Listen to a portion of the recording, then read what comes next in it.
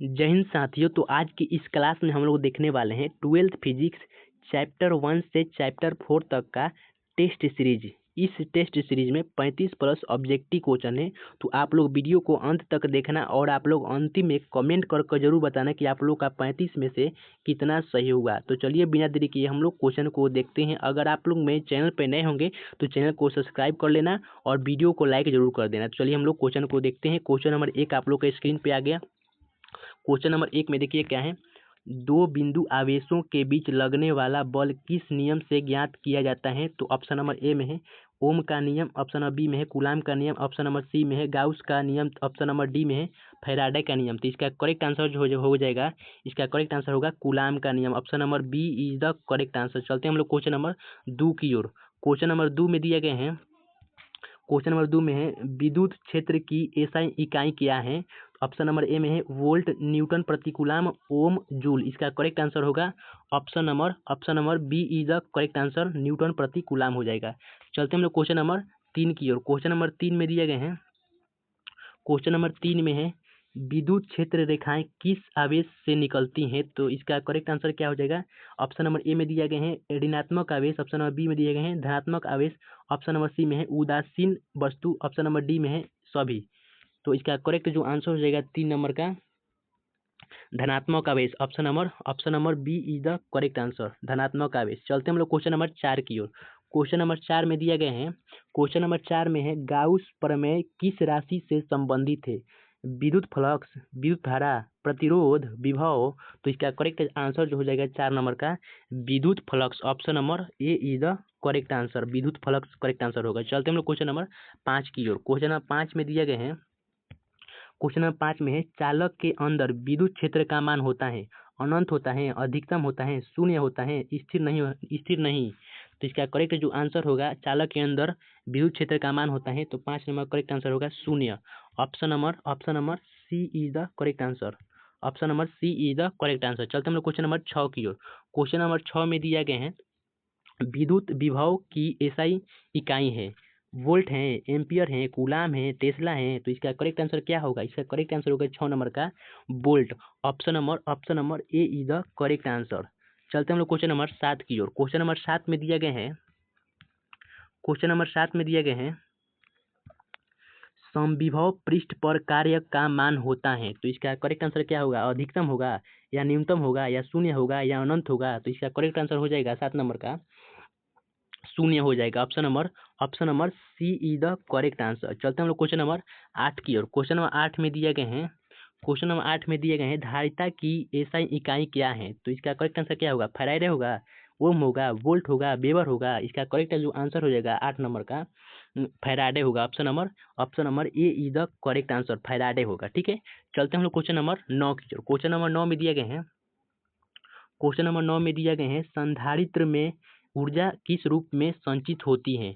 चुंबकीय ऊर्जा, विद्युत ऊर्जा, यांत्रिक ऊर्जा, ऊष्मीय ऊर्जा। बताइए आप लोग क्या होगा? तो इसका करेक्ट जो आंसर हो जाएगा 9 नंबर का विद्युत ऊर्जा। Option number B is the correct answer. चलते हम लोग क्वेश्चन नंबर 10 की ओर। क्वेश्चन नंबर 10 में दिए गए हैं।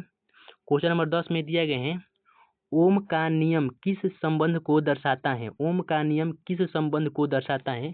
तो इसका करेक्ट आंसर क्या होगा? भी समानुपाती आई, भी समानुपाती आर, भी आई समानुपाती आर, या भी समानुपाती 1/r। इसका करेक्ट जो आंसर हो जाएगा 10 नंबर का भी समानुपाती आई, यानी option number A is the correct answer हो जाएगा। चलते हम लोग क्वेश्चन नंबर 11 की ओर। क्वेश्चन नंबर 11 में क्या दिए गए हैं? क्वेश्चन नंबर 11 में दिए गए हैं विद्युत प्रतिरोध की एसआई इकाई है, विद्युत प्रतिरोध की एसआई इकाई है। तो इसका करेक्ट आंसर क्या होगा? वाट होगा, ओम होगा, जूल होगा, वोल्ट होगा। बताइए आप लोग। तो इसका करेक्ट जो आंसर हो जाएगा 11 नंबर का ओम हो जाएगा। Option number B is the correct answer हो जाएगा। चलते हम लोग क्वेश्चन नंबर 12 की जो। क्वेश्चन नंबर 12 में दिए गए हैं। क्वेश्चन नंबर 12 में दिए गए हैं धातु का ताप बढ़ाने पर उसका प्रतिरोध क्या होता है? घटता है, बढ़ता है, शून्य हो जाता है, स्थिर रहता है। इसका करेक्ट आंसर क्या होगा? तो 12 नंबर करेक्ट आंसर होगा बढ़ता है। ठीक है, option number B is the correct answer हो जाएगा। चलते हम लोग क्वेश्चन नंबर 13 की ओर। क्वेश्चन नंबर 13 में दिए गए हैं। क्वेश्चन नंबर 13 में दिए गए हैं किरचॉफ का प्रथम नियम आधारित है। किरचॉफ का प्रथम नियम आधारित है किस पर आधारित है? ऊर्जा संरक्षण पर, आवेश संरक्षण पर, समवेग संरक्षण पर, द्रव्यमान संरक्षण पर। इसका करेक्ट आंसर क्या होगा? इसका करेक्ट जो आंसर हो जाएगा 13 नंबर का आवेश संरक्षण पर। Option number B is the correct answer. Option number B is the correct answer हो जाएगा। चलते हम लोग क्वेश्चन नंबर 14 की ओर। क्वेश्चन नंबर 14 में दिए गए हैं विद्युत धारा की एसआई इकाई क्या है? विद्युत धारा की एसआई इकाई है क्या है? तो विद्युत धारा का एसआई इकाई होता है, तो देखिए ऑप्शन में दिए गए हैं वोल्ट दिए गए हैं, और ऑप्शन हम लोग देखते हैं। ऑप्शन नंबर ए में दिए गए हैं वोल्ट, ऑप्शन नंबर बी में क्या दिए गए हैं? ऑप्शन नंबर बी में दिए गए हैं एम्पियर दिए गए हैं, ओम दिए गए हैं, वाट दिए गए हैं। आप लोग कमेंट करके बताइए आप लोग का क्या होगा इसमें से। 4 ऑप्शन दिए गए हैं, विद्युत धारा की एसआई इकाई है, तो इसका करेक्ट आंसर होगा ampere. Option number B is the correct answer. चलते हम लोग क्वेश्चन नंबर 15 की ओर। क्वेश्चन नंबर 15 में क्या है? क्वेश्चन नंबर 15 में दिए गए हैं सेल का आंतरिक प्रतिरोध किससे संबंधित है? तो इसका करेक्ट आंसर क्या होगा? बाहरी तार, सेल के अंदर की सामग्री, केवल धारा, केवल विभव। इसका करेक्ट जो आंसर हो जाएगा 15 नंबर का ये होगा सेल के अंदर की सामग्री। ठीक है, option number B is the correct answer हो जाएगा। ठीक है, चलते हम लोग क्वेश्चन नंबर 16 की ओर। क्वेश्चन नंबर 16 में दिए गए हैं, क्वेश्चन नंबर 16 में है चुंबकीय क्षेत्र की एसआई इकाई है। टेस्ला है, वेबर है, हेनरी है, फैराडे है, बताइए आप लोग क्या है? तो 16 नंबर करेक्ट आंसर होगा Tesla. Option number A is the correct answer. चलते हम लोग क्वेश्चन नंबर 17 की ओर। क्वेश्चन नंबर 17 में दिए गए हैं गतिमान आवेश पर लगने वाला बल कहलाता है, क्या कहलाता है? गुरुत्व बल या लॉरेंज बल या घर्षण बल या विद्युत बल, क्या कहलाता है? तो इसका करेक्ट आंसर होगा 17 नंबर का लॉरेंज बल। Option number B is the correct answer. चलते हम लोग क्वेश्चन नंबर 18 की ओर। क्वेश्चन नंबर 18 में दिए गए हैं, क्वेश्चन नंबर 18 में है चुंबकीय क्षेत्र रेखाएं होती हैं, कैसी होती है? खुली रेखाएं, बंद वक्र, सीधी रेखाएं, बिंदु। इसका करेक्ट जो आंसर होगा 18 नंबर का बंद वक्र। Option number B is the correct answer होगा। ठीक है, चलते हम लोग क्वेश्चन नंबर 19 की ओर। क्वेश्चन नंबर 19 में दिए गए हैं धारा के कारण उत्पन्न चुंबकीय क्षेत्र की दिशा ज्ञात की जाती है फ्लेमिंग नियम से, दाएं हाथ के अंगूठे के नियम से, ओम नियम से, कूलाम नियम से। इसका करेक्ट आंसर क्या होगा? इसका करेक्ट जो आंसर हो जाएगा 19 नंबर का दाएं हाथ के अंगूठे के नियम से, यानी option number B is the correct answer हो जाएगा। चलते हम लोग क्वेश्चन नंबर 20 की ओर। क्वेश्चन नंबर 20 में दिए गए हैं आवेशित कण पर चुंबकीय बल अधिकतम कब होगा? जब वेग के समांतर हो, जब वेग के लंबवत हो, जब वेग के शून्य हो, हमेशा समान हो। इसका करेक्ट आंसर क्या हो जाएगा? तो इसका करेक्ट जो आंसर होगा 20 नंबर का जब वेग के लंबवत हो। Option number B is the correct answer होगा। चलते हम लोग क्वेश्चन नंबर 21 की ओर। क्वेश्चन नंबर 21 में देखिए क्या है? क्वेश्चन नंबर 21 में दिए गए हैं समान आवेशों के बीच कैसी बल होती है? समान आवेशों के बीच क्या दिए गए हैं? समान आवेशों के बीच कैसी बल की क्रिया होती है? तो आप लोग कमेंट करके बताइए क्या होगा? आकर्षण होगा या प्रतिकर्षण होगा या कोई बल नहीं या गुरुत्व बल? तो इसका करेक्ट जो आंसर हो जाएगा 21 नंबर क्या है? समान आवेशों के बीच कैसी बल है?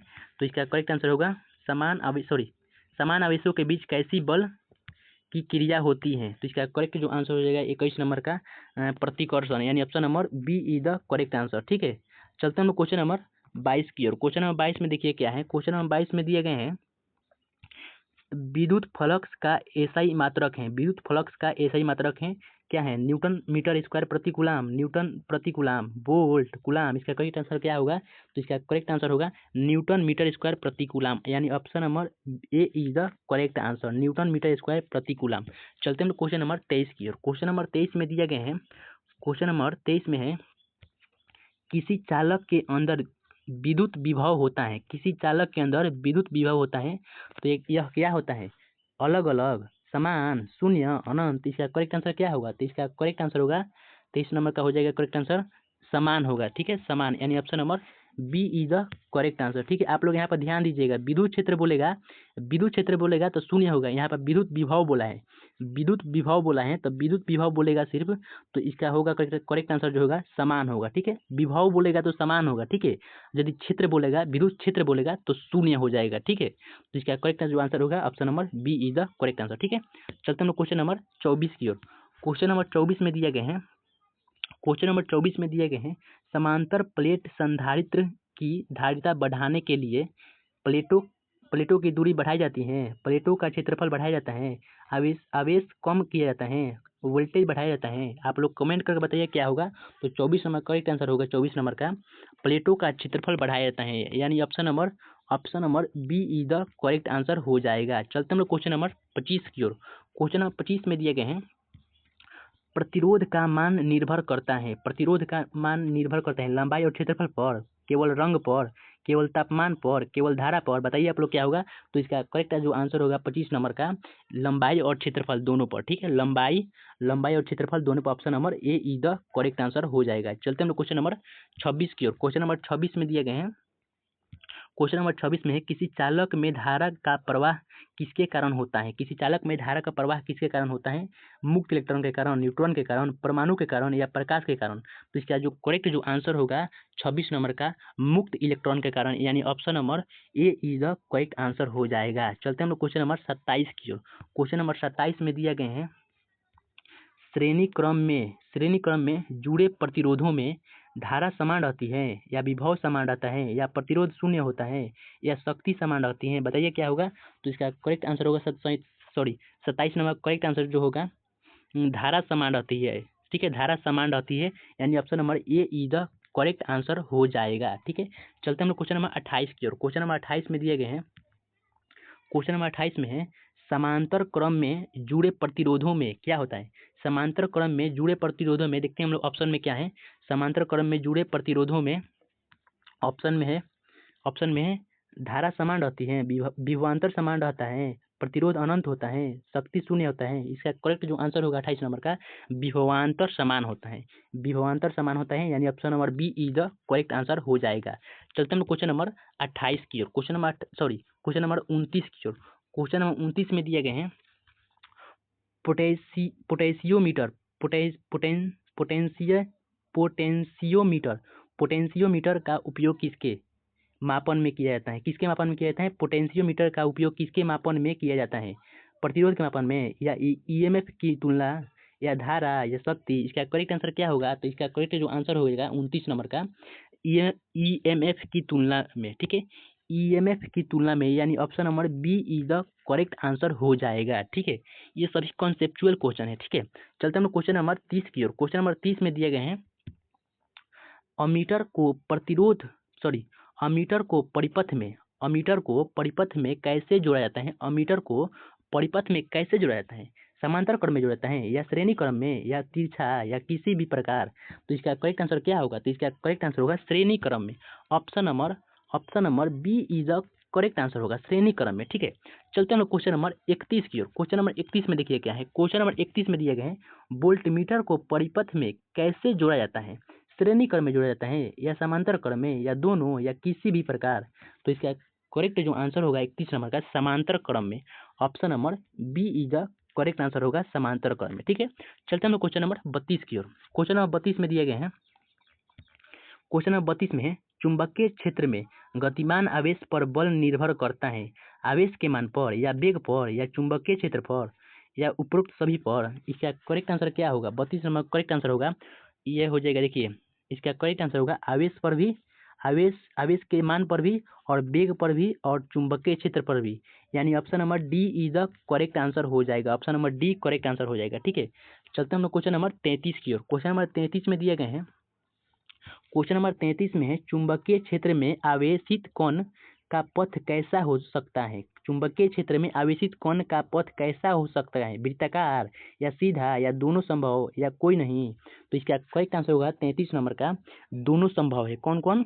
तो ये वृत्ताकार भी और सीधा भी, यानी option number C is the correct answer हो जाएगा।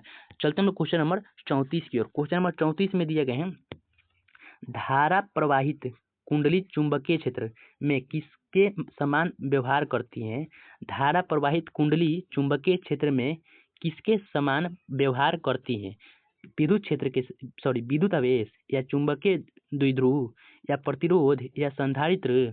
तो इसका करेक्ट आंसर क्या हो जाएगा। इसका करेक्ट आंसर होगा ऑप्शन नंबर बी चुंबकीय द्विध्रुव, option number B is the correct answer हो जाएगा। ठीक है, चलते हम लोग क्वेश्चन नंबर 35 की ओर। अंतिम क्वेश्चन ये है। ठीक है, क्वेश्चन नंबर 35 में दिए गए हैं। क्वेश्चन नंबर 35 में है विद्युत धारा की पारंपरिक दिशा होती है। विद्युत धारा की पारंपरिक दिशा कैसी होती है? इलेक्ट्रॉन प्रवाह की दिशा में, या धन आवेश के प्रवाह की दिशा में, या दोनों दिशाओं में, या कोई नहीं, कोई निश्चित दिशाओं में, या कोई निश्चित दिशा में। तो इसका करेक्ट आंसर क्या होगा बताइए आप लोग। तो इसका करेक्ट जो आंसर होगा धन आवेश के प्रवाह की दिशा में, यानी option number B is the correct answer. तो आप लोग कमेंट करके जरूर बताना है कि आप लोग का जो है 35 में से कितना सही हुआ। यदि आप लोग मेरे चैनल पर नए होंगे तो चैनल को सब्सक्राइब जरूर करना और वीडियो को लाइक जरूर करना। तब तक के लिए जय हिंद, जय भारत। मिलते हैं एक नेक्स्ट वीडियो में।